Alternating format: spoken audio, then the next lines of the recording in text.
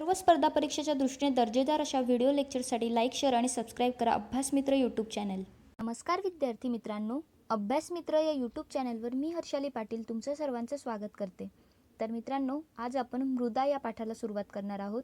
तर मित्रांनो, यामध्ये आपल्याला मृदेमध्ये असणारे विविध घटक जाणून घ्यायचे आहेत. मृदा निर्मिती कशी होते, शिवाय मृदेमधील जी विविधता आहे ती आपल्याला पाहायची आहे. तसेच मृदेचा ऱ्हास कसा होतो, मृदेची अवनती कशी होते, या सर्व गोष्टी आणि मृदेचे संवर्धन कसे करायचे यांचा आपल्याला अभ्यास करायचा आहे.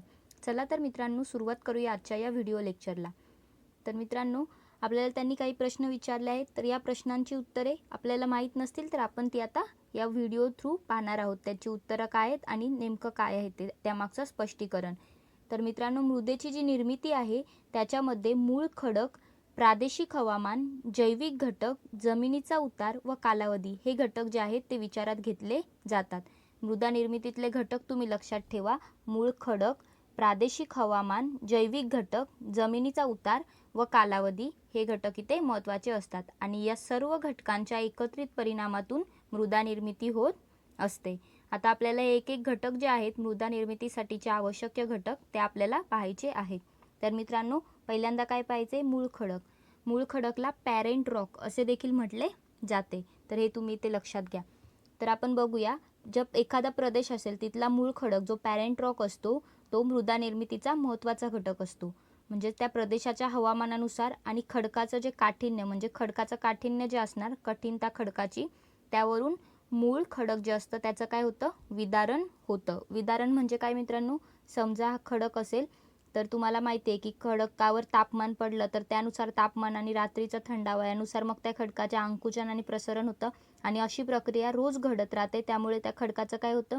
जेव्हा ते खडक आंकुचन पावतं तेव्हा त्याची साईज थोडी कमी होते. म्हणजे एवढी कमी नाही होत पण थोडी त्या मानाने कमी होते आणि प्रसरण पावल्यावरती ती साईज मूळ याच्यामध्ये येते, त्याच्या कंडिशनमध्ये येते.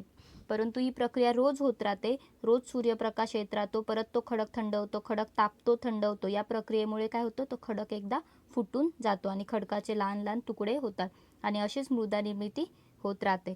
तर त्यालाच विदारण असे, ही प्रक्रिया म्हणजे काय? विदारण होय. तर त्यामुळे काय होतं? खडकाचा भुगा तयार होतो आणि त्याच्यातून मृदा निर्माण होते. उदाहरणं दिलेले आहेत की महाराष्ट्रातील जो दख्खनचे पठार आहे तिथे बेसाल्ट हे खडक जास्त प्रमाणात आहे. तुम्हाला माहिती असेल की महाराष्ट्रातील जो दख्खनचा पठार आहे तिथे बेसाल्ट खडक जास्त आहे आणि या मूळ खडकाचे विदारण होऊनच काय होते? काळी मृदा तयार होते. काळी मृदा कशातून तयार होते? तर बेसाल्ट या मूळ खडकाचे विदारण होऊन महाराष्ट्रातील दख्खनच्या पठारावर तयार होते आणि या मृदेलाच काय म्हटले जाते? रेगूर मृदा असे देखील म्हटले जाते. काळ्या मृदेलाच रेगूर मृदा असे देखील नाव आहे. आणि दक्षिण भारत जे आहे तिथे ग्रॅनाइट व नीस या मूळ खडकांपासून तांबडी मृदा तयार होते. बघा मित्रांनो, कोणत्या मूळ खडकांपासून कोणती मृदा तयार होते हे देखील महत्त्वाचं आहे. त्यामुळे बेसाल्ट या मूळ खडकापासून रेगूर मृदा म्हणजेच काळी मृदा तयार होते आणि दक्षिण भारतात, आपलं जे महाराष्ट्र आहे ते उत्तर भारतात आलं आणि दक्षिण भारतात म्हणजे खालच्या भागात दक्षिण भारतात ग्रॅनाइट आणि नीस या मूळ खडकापासून तांबडी मृदा तयार होते. तर या गोष्टी इथे लक्षात ठेवा. त्यानंतर मित्रांनो, प्रादेशिक हवामान हा देखील मृदा निर्मितीसाठीचा आवश्यक असणारा घटक आहे. तर जे प्रादेशिक हवामान आहे ते महत्त्वाचं असतं. मूळ खडक जे आहे त्याचे विदारण म्हणजेच अपक्षय होणे. विदारण म्हणजेच काय? अपक्षय. तर हा मृदा निर्मितीतला पहिला टप्पा असतो आणि विदारण ही जी प्रक्रिया आहे, अपक्षय होण्याची जी प्रक्रिया आहे, ही प्रदेशाच्या हवामानावरती ठरत असते. म्हणजे प्रदेशाचे हवामान विदारण प्रक्रियेची तीव्रता ठरवत असते. म्हणजे किती प्रमाणात किंवा किती कालावधीनंतर ते विदारण होणार हे कशावरून ठरतं? प्रदेशाच्या हवामानावरून ठरतं. तसेच एकाच मूळ खडकापासून वेगवेगळ्या प्रकारची मृदा जी आहे ती हवामानातील फरकामुळे तयार झालेली असते. म्हणजे एकच खडक असेल तर त्यापासून वेगवेगळ्या ठिकाणी वेगवेगळी मृदा तयार होते. का? कारण हवामानातील फरक. तर त्यांचं उदाहरण पण दिलेलं आहे की सह्याद्री जे आहे, सह्याद्रीच्या पश्चिम भागामध्ये हवामान कसं असतं? दमट असतं आणि तेथे बेसाल्ट खडक जे आहे त्याचे अपक्षालन होते, लिचिंग होते आणि त्यातून काय होते? जांभी मृदा तयार होते. बघा, आपण पाहिलं आधी की बेसाल्ट खडकापासून काय तयार होते? काळी मृदा तयार होते. परंतु आपण इथं पाहिलं की हवामानानुसार काय होतं? बदल होत राहतो आणि त्याच्यामुळे मग मृदेमध्ये देखील बदल होत राहतो. म्हणजे वेगवेगळ्या प्रकारच्या मृदा तयार होत राहतात. तर हे जे बेसाल्ट खडक आहे त्यापासून काळी मृदा तयार होते. कुठे? आपल्या डेक्कन प्लॅटूवर, दख्खनच्या पठारावर. परंतु इकडे काय होते? लिचिंग होते, अपक्षलन होते आणि त्यातून काय तयार होतं? जांभी मृदा तयार होते. आपल्याला या मृदांचे प्रकार पुढे पाहायचे आहेत. आणि हा जो मृदेचा प्रकार आहे तो दख्खनच्या पठारावरती कोरड्या हवामानामुळे निर्माण होणाऱ्या रेगूर मृदेपेक्षा कसा असतो? वेगळा असतो. तर बघा आपण पाहिलं की त्यामध्ये फरक असतो. त्यानंतर आपल्याला पुढे काय पाहायचे? जैविक घटक पाहायचे आहेत. खडकांचे जे विदारण होतं म्हणजेच अपक्षय होतं आणि हे खडकांचे विदारण अपक्षय झाले की त्यातून काय होतो? भुगा तयार होतो. तर हा भुगा जो असतो ती मृदा नसते. हा भुगामध्ये काय नसते? मृदा नसते ती. हा भुगा असतो एक प्रकारचा भरड भरड. या मृदेमध्ये खडकाच्या भुग्याशिवाय काही जैविक पदार्थ देखील मिसळले जाणे आवश्यक असते. तर बघा हा जो भुगा असतो खडकाचा झालेला त्यामध्ये काही जैविक पदार्थ देखील मिसळले गेले पाहिजे. आणि हे जे जैविक पदार्थ आहेत ते त्या प्रदेशातील वनस्पती आणि प्राणी यांचं जेव्हा विघटन होतं, विघटन म्हणजे काय? तर ते जेव्हा मरतात किंवा त्यांचे अवशेष जेव्हा सोडून जातात त्यातून जे पदार्थ तयार होतात जैविक पदार्थ ते कशामध्ये? मृदेमध्ये मिसळतात. आणि वनस्पतींची मुळे, पाळापाचोला, प्राण्यांचे मृतावशेष इत्यादी घटक पाण्यामुळे कुजतात.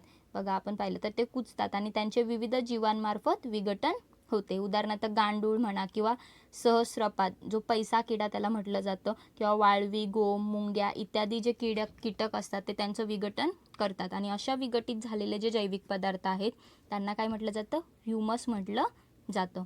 मित्रांनो हा शब्द लक्षात ठेवा, ह्युमस. या जैविक पदार्थांना ह्युमस म्हणतात. आणि मृदेमध्ये ह्युमसचे प्रमाण अधिक असेल तर ती मृदा कशी असते? सुपीक असते. सुपीक म्हणजे काय? तर आपण तिथे काही लागवड करू शकतो. शेतीसाठी योग्य अशी ती मृदा ठरते. जर मृदा सुपीक असेल तर त्यामध्ये ह्युमसचे प्रमाण जास्त असतं. आपण खत वगैरे वापरतो ना शेतीसाठी तर ते खत पण एक प्रकारचं काय असतं? ह्युमस असतं.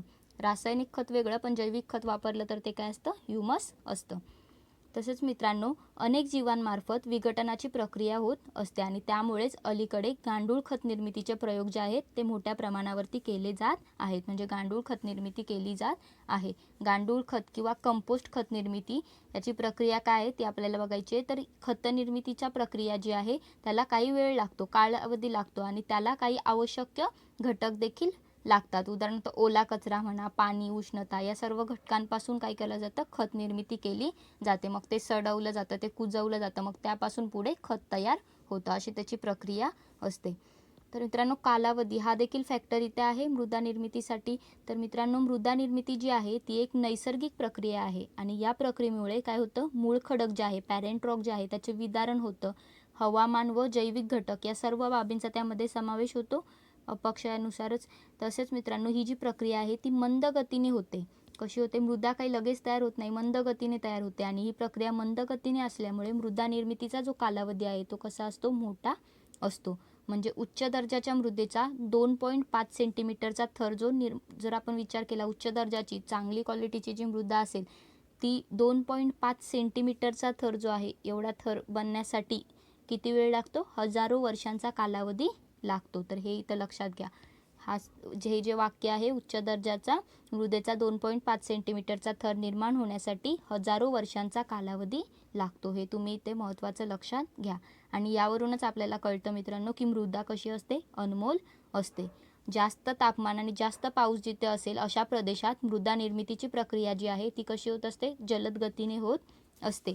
आणि कमी तापमान आणि कमी पाऊस असलेला प्रदेश असेल तर तिथं काय होणार? मृदा निर्मिती देखील जास्त कालावधी होणार. म्हणजे मृदा निर्मिती कमी होणार, तिथे कालावधी जास्त लागणार. तर हे इथे लक्षात घ्या. तसेच मित्रांनो निसर्गाकडून मिळालेली मृदा जी आहे ती एक साधन म्हणून मनुष्य वापरत असतो. विविध कामांसाठी ती उपयोगी येते ना. शेतीसाठी प्रामुख्याने तिचा वापर केला जातो किंवा कित्येक वेळा जास्त उत्पादन मिळवण्यासाठी शेतामध्ये अनेक प्रकारची रासायनिक खते, कीटकनाशके यांचा देखील वापर केला जातो. आणि यामुळे काय होते? मृदेची गुणवत्ता कमी होते. मृदेमध्ये जितकं ह्युमस जास्त, जैविक गोष्टी जास्त, जैविक घटक जास्त तितकी मृदा कशी राहणार? सुपीक राहणार. पण रासायनिक खते वापरले किंवा कीटकनाशके हे केमिकल्सच झालं ना. शेवटी तिथे रिॲक्शन होते केमिकलसोबत आणि मग काय होते? त्या मृदेची सुपीकता कमी होते, मृदेची गुणवत्ता कमी होते आणि मृदा नापीक बनत जाते. मित्रांनो आपल्याला एक सांगितलं आहे की तुम्ही इथे लक्षात ठेवा मृदा म्हणजे बहुतेक जण असे काही समजतात की मृदा म्हणजे काय? माती. तर मृदा म्हणजे माती नव्हे. अपक्षय झालेला जो खडकांचा भुगा असतो किंवा अर्धवट किंवा पूर्णपणे कुजलेले सेंद्रिय पदार्थ आणि असंख्य सूक्ष्मजीव कशामध्ये असतात? मृदेमध्ये असतात. मृदेत जैविक आणि अजैविक घटकांमध्ये सातत्याने आंतरक्रिया घडत असतात. त्यांच्यामध्ये रिॲक्शन्स होत राहतात जैविक आणि अजैविक घटकांमध्ये. वनस्पतींच्या वाढीसाठी आवश्यक असणारी जी पोषक द्रव्ये असतात ती मृदेमधून मिळतात.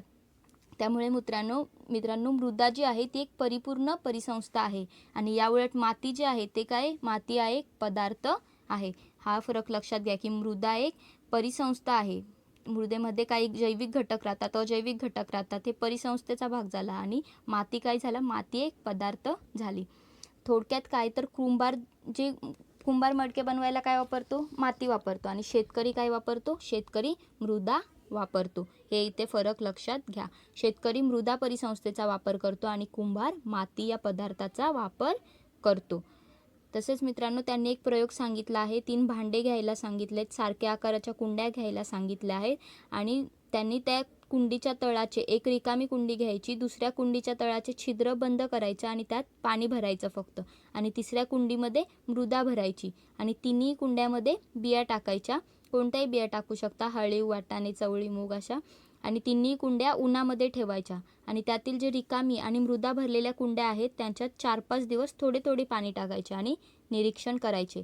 मग त्यावरून तुम्हाला म्हटलंय की रिकामी कुंडी जी आहे त्यातील रिकामी कुंडी आणि फक्त पाणी असलेल्या कुंडी ज्या आहेत त्यातील बियांचे काय झाले, तसेच मृदा असलेल्या कुंडीतील बियांचे काय झाले आणि यावरून आपल्याला काय अनुमान काढता येईल ते तुम्हाला सांगायला सांगितलं आहे. तुम्ही हा प्रयोग घरी करून बघू शकता. वृक्ष लागवड करणे चांगलंच असतं ना, त्यामुळे करू शकता.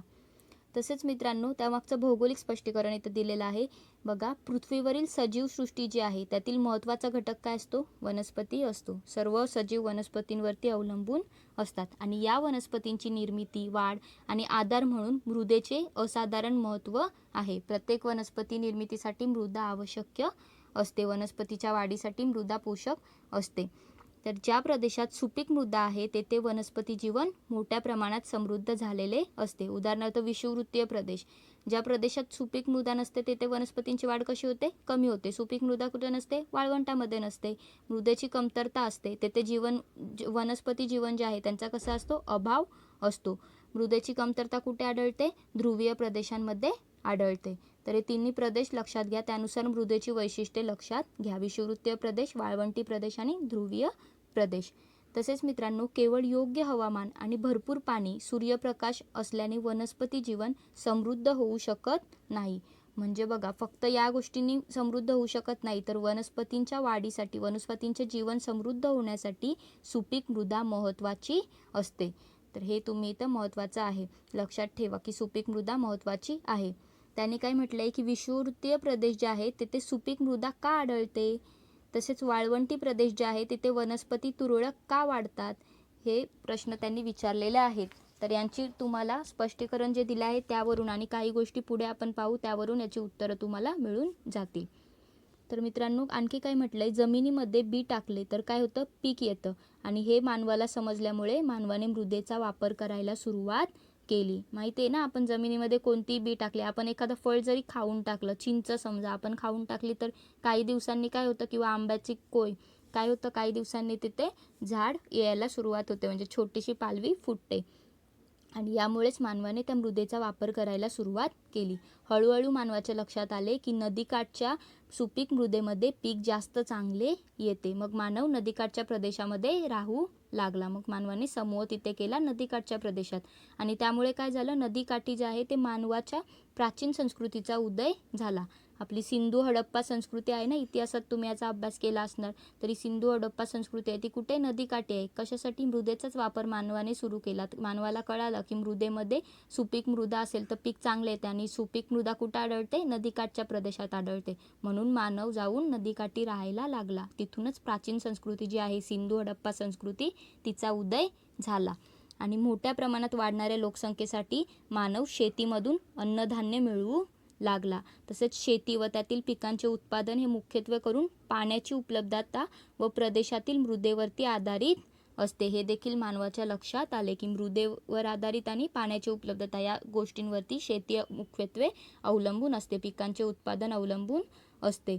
आणि सुपीक मृदेच्या शोधात व तेथे स्थायिक होण्यास मानवी समूहात स्पर्धा होऊ लागली आणि त्यानंतर पीक भरघोस येण्यासाठी मृदेची प्रत वाढवण्याचे विविध प्रयत्न मानव करू लागला. मृदेची प्रत वाढवायला म्हणजेच मृदेची सुपीकता वाढवण्यासाठी मानवाने विविध प्रयत्न सुरू केले आणि त्यासाठीच विविध प्रकारची खते मानव वापरू लागला. बघा आता मानवाने खते वापरायला का सुरुवात केली तर मृदेची प्रत वाढवायला, परंतु त्याचं काय झालं, त्याचा उलट परिणाम झाला. शेतीच्या उत्पादनात वाढ झाली खते वापरल्यामुळे, पण हळूहळू जमीन कशी होत जाणार, ती नापीक होत जाणार आणि जमिनीचा ऱ्हास होत जाणार. मृदेच्या प्रकारानुसार अन्नधान्य, फुले, फळे इत्यादी उत्पादने घेतली जातात. ती मृदा कशावर आहे त्यानुसार पिके घेतली जातात. कशा प्रकारची मृदा आहे, त्यामध्ये कोणतं पीक येऊ शकतं यानुसार मग ते पिके घेतली जातात. महाराष्ट्रातील जे दख्खन पठार आहे तेथील रेगूर मृदेमध्ये प्रामुख्याने ज्वारी, बाजरी यांसारखी धान्य पिके जे आहेत त्यांचं उत्पादन होतं. तर हे ते लक्षात घ्या की महाराष्ट्रातील डेक्कन पठारात ज्वारी, बाजरीसारख्या धान्य पिकांचं उत्पादन होतं. आणि कोकण, केरळ, तामिळनाडू, कर्नाटक हे जे प्रदेश आहेत इथल्या मृदेमध्ये काय होतं, तांदळाचे तांदूळ पण धान्य पीक आहे, तर तांदळाचे तिथे उत्पादन होते. तसेच मध्य प्रदेशातील पाण्याचा निचरा होणारी जी मृदा आहे, मध्य प्रदेशातील जे पाणी आहे त्याचा निचरा कशामध्ये होतो, मृदेमध्ये होतो आणि त्या मृदेमध्ये काय होतं, बटाटा या पिकाचे उत्पादन घेतले जाते. बघा मध्य प्रदेशातील बटाटा हे पीक प्रामुख्याने आहे आणि स्थानिक उत्पादनानुसार तेथील मानवाचा आहार देखील निश्चित होतो. जसं उत्पादन तसं तिथे मानवाला त्यानुसार आहार देखील निश्चित केला जातो. कशाच्या, या बटाट्याच्या उत्पादनावर आधारित. तसेच मित्रांनो, ज्या प्रदेशांमध्ये शेतीयोग्य मृदा नाही त्यांना आजूबाजूच्या प्रदेशातून धान्य आयात करून त्यांची गरज भागवावी लागते. ऑब्वियस आहे की ज्यांच्याकडे शेतीयोग्य मृदा नसेल ते शेती करू शकत नाही, मग त्यांना अन्नधान्यासाठी किंवा काही गोष्टी असतील ज्या शेतीतून मिळणार असतील त्यांसाठी त्यांना इतर भागांवरती अवलंबून राहावे लागते. उदाहरणार्थ सौदी अरेबिया, कतार, ओमान इत्यादी देश आहेत ते त्यांच्या गरजा भागवण्यासाठी चीन, भारत, अमेरिका या देशातून माल आयात करून घेत असतात आणि त्यातून त्यांच्या गरजा भागवतात. ज्या प्रदेशात सुपीक मृदा असते त्या प्रदेशात अन्नधान्याची स्वयंपूर्णता आपल्याला दिसते आणि त्यामुळेच अशा प्रदेशामध्ये लोकवस्ती देखील केंद्रित झालेली आढळते. तर आपल्याला माहिती असेल की एखाद्या ठिकाणी जर चांगली शेती होत असेल किंवा सुपीक मृदा असेल तिथे लोकसंख्या देखील तिथली कशी असते, अधिक असते, कारण लोक तिथे शेतीसाठी जातात, समूहाने राहतात आणि अशा प्रदेशात शेती उत्पादनावर आधारित उद्योगधंदे देखील विकसित होत असतात. उदाहरणार्थ ऊस उत्पादन क्षेत्रामध्ये साखर कारखाने असतात, फलोत्पादन क्षेत्रामध्ये फळे प्रक्रिया उद्योग असतात, म्हणजे ज्यूस सेंटर म्हणा किंवा काही असे फळांपासून बनवणारे प्रोडक्ट जर फळांपासून बनत असतील असे उद्योग तिथे असतात. अशा काही गोष्टी तिथे आपल्याला पाहायला मिळतात आणि अशा प्रदेशांचा पुढे विकास झालेला दिसून येतो. अशा प्रदेशांचा यामुळे काय होतो, विकास होतो. मित्रांनो, इथे नकाशा दिलेला आहे. या नकाशामध्ये प्रत्येक मृदाचे आपल्याला जे पुढे प्रकार पाहायचे आहेत त्यानुसार कोणत्या प्रदेशात कोणत्या प्रकारची मृदा आढळते हे इथं दिलेलं आहे.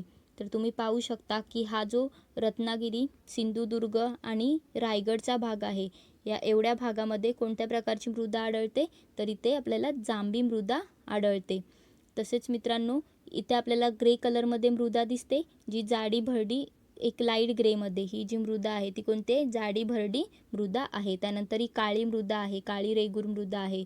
तसेच आपल्याला आणखी कोणती मृदा दिलेली आहे, तर इथे बघा पिवळसर रंगामध्ये दिलेली, पुणे वगैरे या भागामध्ये असा खालचा पट्टा पूर्ण, तरी कोणती मृदा आहे, तपकिरी मृदा आहे. आणि इकडे शेवटी तुम्हाला जे कुठे आहे, मुंबई उपनगर जिल्हा, मुंबई शहर जिल्हा त्याच्या साईडला म्हणजेच ठाण्याच्या अलीकडच्या भागामध्ये इकडे कोणत्या प्रकारची किनारपट्टी जी आहे तिथं गाळाची मृदा तुम्हाला पाहायला मिळते. तर असे सर्व प्रदेश आहेत. हा नकाशा तुम्ही एकदा पुन्हा चेक करून घ्या. यावर प्रश्न विचारला जाऊ शकतो की कोणत्या प्रदेशामध्ये कोणती मृदा आढळते, तर हे तुम्ही एकदा पुन्हा पाहून घ्या. बघा त्यावर प्रश्न देखील विचारले आहेत, त्याची उत्तरं तुम्ही देऊ शकता.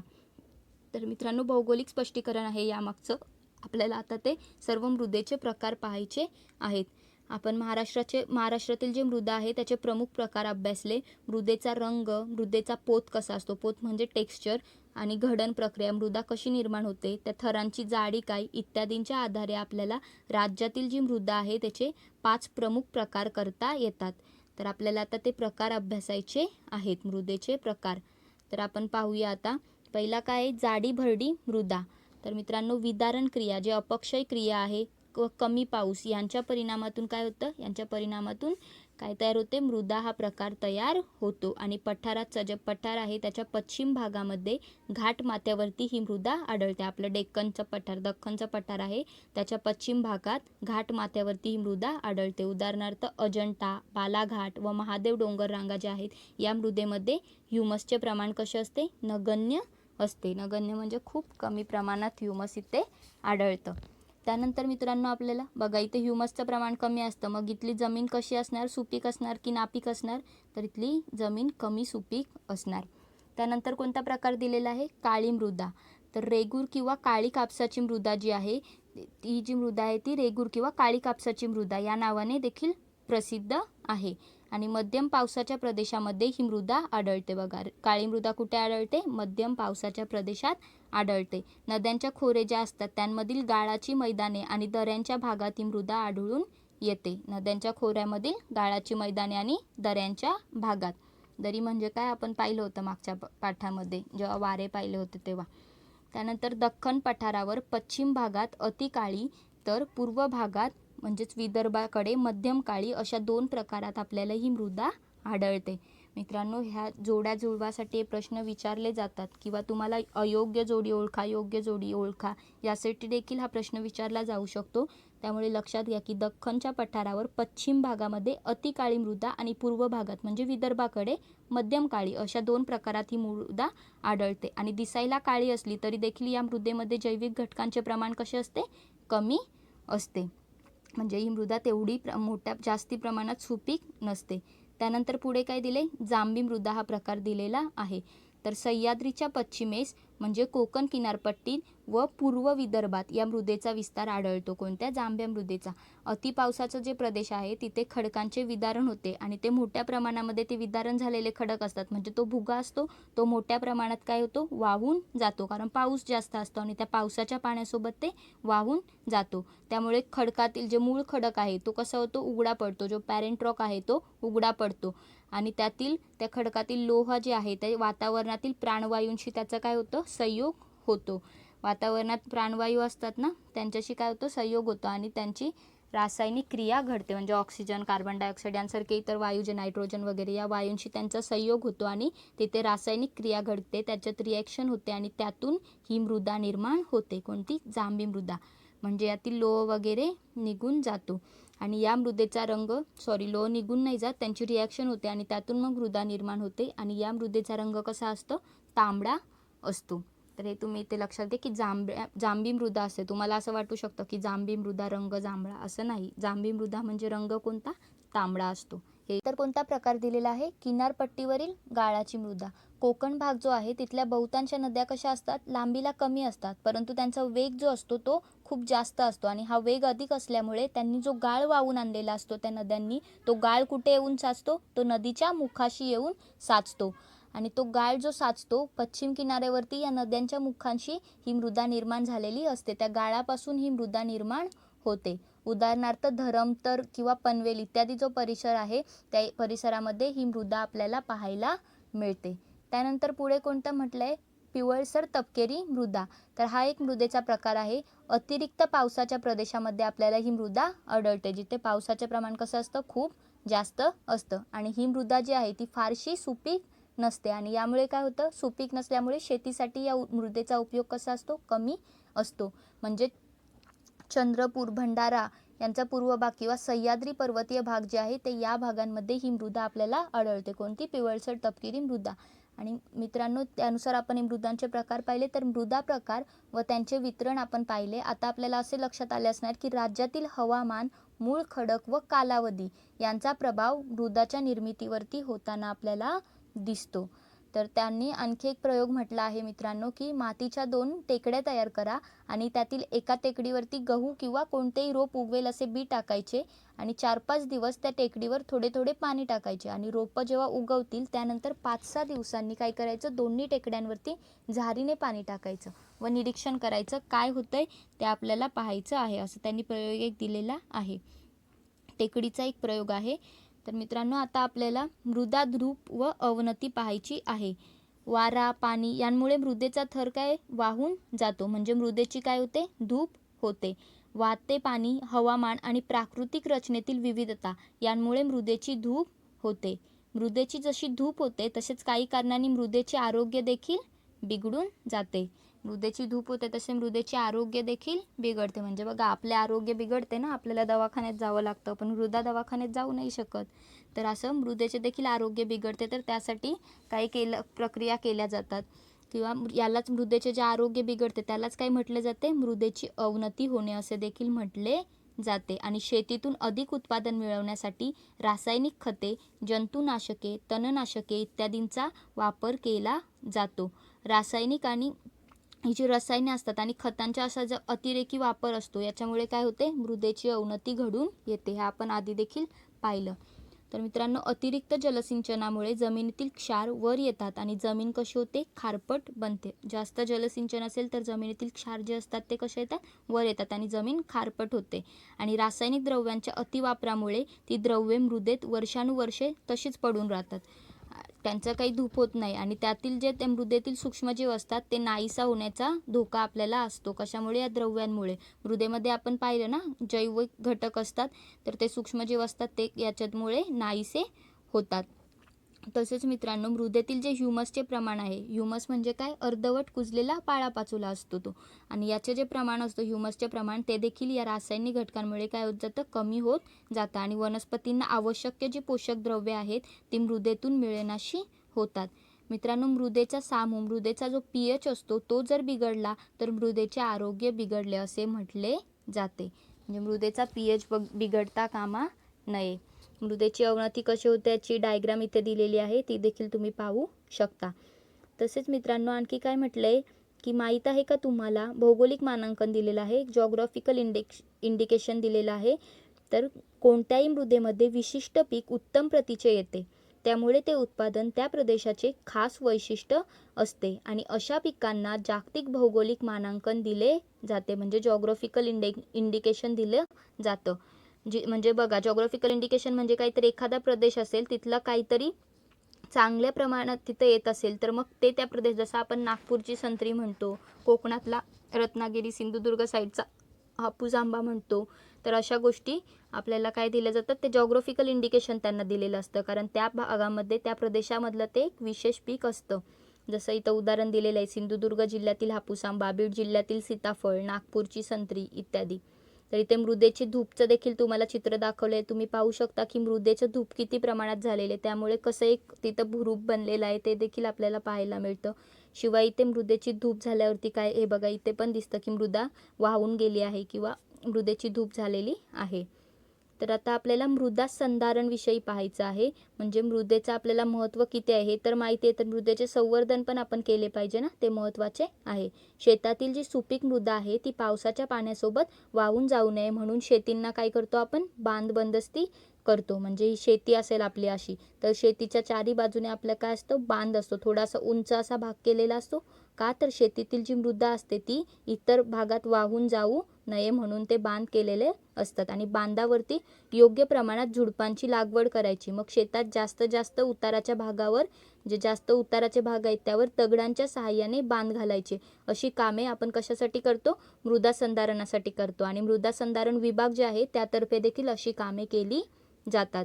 वृक्ष लागवड केली तर वाऱ्याच्या वेगावर देखील नियंत्रण आणता येते. म्हणजे वाऱ्यामुळे जी मृदा वाहून जाते किंवा वाऱ्यामुळे जी मृदा उडून जाते, मृदेची धूप होते, त्यामुळे काय, वाऱ्यामुळे होणारी मृदेची धूप असते यामुळे काय होते, थांबते, जर आपण तिथे वृक्ष लागवड केली तर.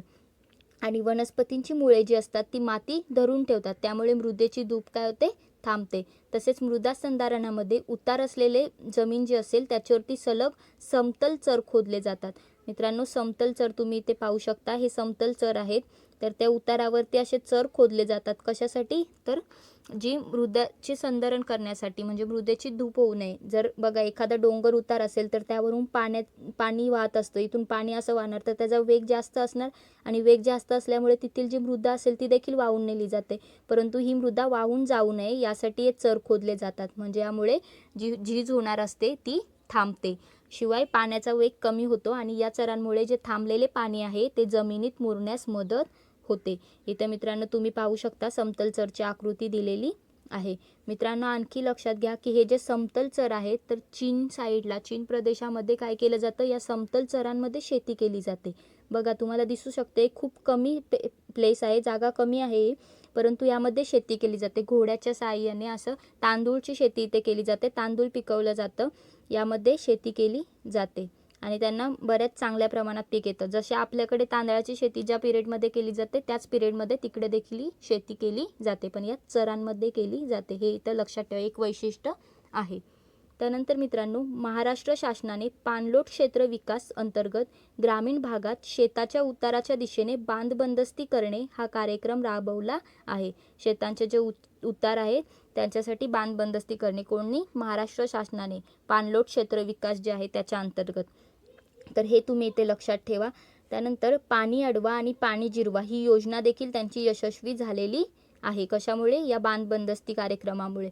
आणि पर्यायाने भूजल पातळी जी आहे, आपलं पाण्याची पातळी जी आहे भूजल पातळी, ती वाढवण्याच्या प्रयत्नाबरोबरच मृदेची धूप देखील कमी झालेली आहे. म्हणजे मृदेची धूप खूप मोठ्या प्रमाणावरती होती, परंतु ती आता कमी झालेली आहे. आणि शासनाने जलयुक्त शिवार ही जी योजना आहे, जी आता सुरू केलेली आहे, जलयुक्त शिवार योजना, ती त्यामुळे काय झालेलं आहे, तर या योजनेमुळे शेतांना बांध घालणे, लहान लहान नाले आहेत त्यांचे पाणी अडवणे, नाल्यांची जोडणी करणे, म्हणजे नाले असतील तर ते एकत्र जोडणे, 2-4 नाळे, तसेच जी कामे आहेत इत्यादी या पाण्यासंबंधी किंवा मृदेची धूप होऊ नये यासंबंधी ही कामे मोठ्या प्रमाणावरती होत आहेत. त्यामुळे मृदेची अवनती थांबण्यासाठी देखील फायदा होत आहे. आणि मृदेची जी अवनती आहे ती थांबवण्यासाठी रासायनिक खतांचा व कीटकनाशकांचा अतिरेक टाळला पाहिजे. आपण पाहिलं की रासायनिक खतांचा वापर जर अधिक केला, कीटकनाशके अधिक वापरली तर मृदेची अवनती होणार, मृदा नापीक होणार. इथे तुम्हाला बांध बंदस्तीची डायग्राम देखील दिलेली आहे. बांध म्हणजे काय हे तुम्हाला यात कळू शकतं. तसेच मित्रांनो, सेंद्रिय खतांचा म्हणजेच शेणखत म्हणा, गांडूळ खत म्हणा, कंपोस्ट खत यांचा वापर केल्यास मृदेतील मृदेचा जो pH आहे तो बॅलेन्स केला जातो, त्यातला तोल राखला जातो. आणि त्यामुळे काय होतं, त्यामुळे मित्रांनो जी मृदेतील ह्युमसचे प्रमाण आहे ते वाढण्यास मदत होते आणि मृदेची सुपीकता आहे ती टिकून राहते. तर बघा, हे खते महत्त्वाची आहेत.